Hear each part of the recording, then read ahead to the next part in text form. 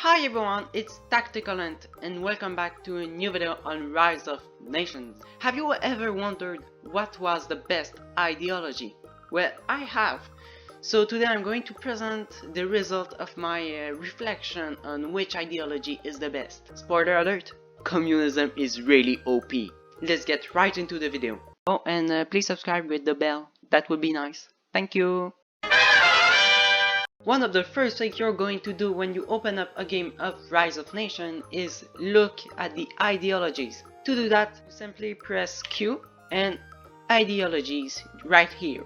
Now, as you can see, most nations like Tokelo, which I'm currently playing, are non-aligned. Certain nations will start the game with another ideology. For example, China starts with socialism and the United States start with democracy. Each ideology have ups and downs.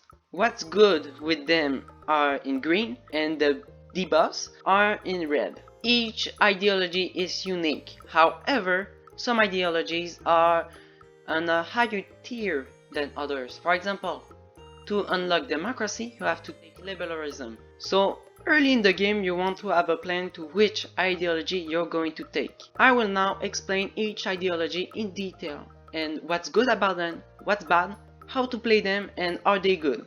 Nationalism might be the best ideology if you're a beginner. As you can see, everything is green because there isn't any debuffs. The military upkeep is reduced, justification time is reduced, manpower is increased, and stability is increased. When they declare war, they get stability, which is really strong. Do I suggest taking fascism? Now, do I suggest taking nationalism? If it's your first time playing, yeah, pretty much. You should rush nationalism. Those buffs are quite strong, and even though there are better ideologies out there, it's easy to learn how to play with nationalism and then transition into a new way of playing with a new ideology. Now let's get into the next ideology, fascism. Fascism is nationalism but with a bit of problems. Even less justification time, more manpower, less military upkeep, and even more stability on offensive war and diplomatic actions. However, tax income minus 10% and unrest reduction minus 20%. Basically, fascism is going to have problems with rebellions. When you're playing against other players, that can be a problem. I would recommend fascism only if, first, you're always at war. Secondly, you're always finishing your war before starting a new one, because the +1 diplomatic actions doesn't matter if it takes you a lot of time invading other countries. So for it to be useful, you need to be always at war, and actually you need to be slower at justifying than you are at invading other countries, which is quite rare actually. So you have to be a really good player to use it, and you have to have a really aggressive playstyle. And after that, when all that is possible, you need to be good at waging war against other players. Fascism will really slap you in the face and make you collapse.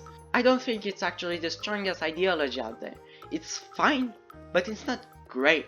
The second tier of ideologies here all have a specific policy that you can unlock. A fascism policy is Expulsion Act. Expulsion Act rises unrest and rises integration speed, which means technically is going to reduce unrest if you integrate the country, but while it isn't integrated, you're going to have a lot of unrest across your empire. So even if you take fascism, I will not take Expulsion Act. I will take other policies like Research Bureau, which is really OP. Now let's get right into liberalism. As you can see, liberalism has a lot of debuffs compared to nationalism. However, it comes with less unrest, more tax income. Is it actually good? Absolutely not. I do not recommend taking liberalism. Tax income isn't actually needed to make money. The best way to make money in Rise of Nation is making factories. Industry is going to give you money. What money is only going to give you money. If I make myself a mortar power factory, I get more resources. And that's the best thing. That's just way better. I get more money and resources. You can't wage war. And you don't have more money than me. So I don't suggest taking liberalism. Democracy. Democracy is liberalism, but worst. More money. But I don't care about money. In Rise of Nations, you don't want to invest in tax income. You want to make factories and conquer other nations. That's the best way to make money. So when you have an ideology that gives you more tax income but way less conquest, it's bad. So unless you're really peaceful, democracy is the worst ideology. Even worse than liberalism. Now, its policy, the special policy of democracy, right here, tax reform. The 25% tax income is nice. However, you already have 110% tax income.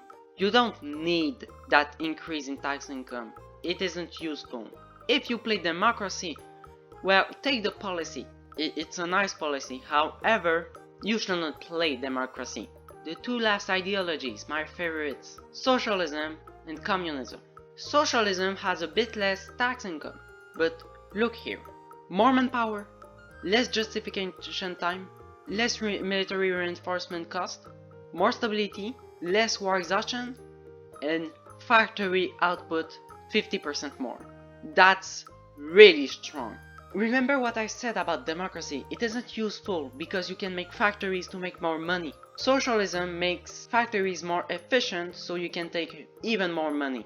If you're not a great player but you're fine at the game, it's not your first game, you've played a couple of times, I suggest going towards socialism.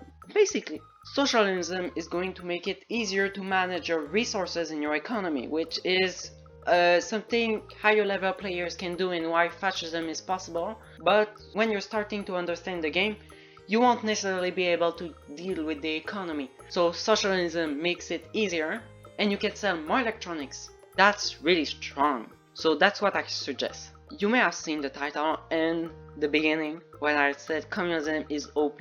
Well, I'm going to explain. Its only debuff are a bit more unrest like fascism and a bit less tax income. However, the factory output is massive. 125% more resources is really strong. The base stability is almost as good as fascism, so it's great. Military reinforcement cost goes down, manpower increase up, justification time up. This war exhaustion gain buff means it's way easier to play, you can make more mistakes. It's a more forgiving ideology than fascism, for example, which is really punishing. Considering nukes, communism is really strong. So when you're making nukes, you have to go through the research tree of the nukes. Theoretical nuclear research, uranium enrichment, and nuclear weapon design.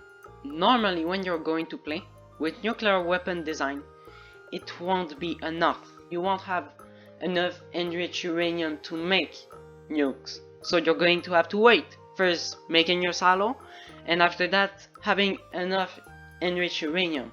Communism fixes the problem because remember, it's got 125% more factory output. This includes uranium enrichment centers. This means with your uranium, you can make double the enriched uranium. That's really strong. Forced labor for dissidents. This policy is a must. Resource output 50%, factory output 40%, tax income 15%. This basically negates the tax income debuff and increase factory output and resource output like massively.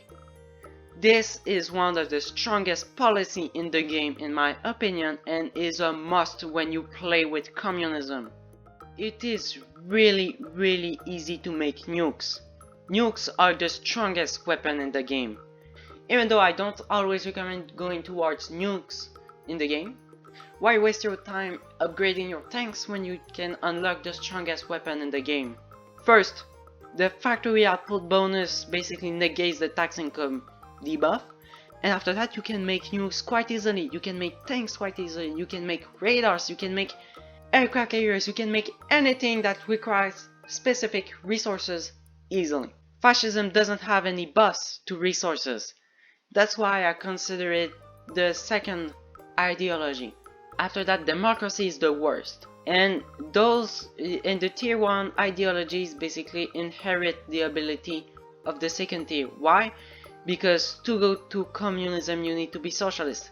To be democratic you need to have liberalism. To be fascist you need nationalism. So same order. Socialism first, nationalism second, liberalism is in third. If you're new to the game, take nationalism and nothing else. Nationalism is the easiest to play, no debuff, and it's going to make wars way easier for you. And if you're in middle tier, always rush communism. If you're really good at the game, then you can play fascism. I don't recommend it, but after that is going to be your playstyle. If you never go towards nukes, if you never need more tanks, fascism might be the good ideology for you. But for me, communism works really well. So that's why communism is OP. Nukes! So that will be all for this video today. I hope you have enjoyed. If you want more Rise of Nation content, then don't forget to subscribe. And see you later, guys.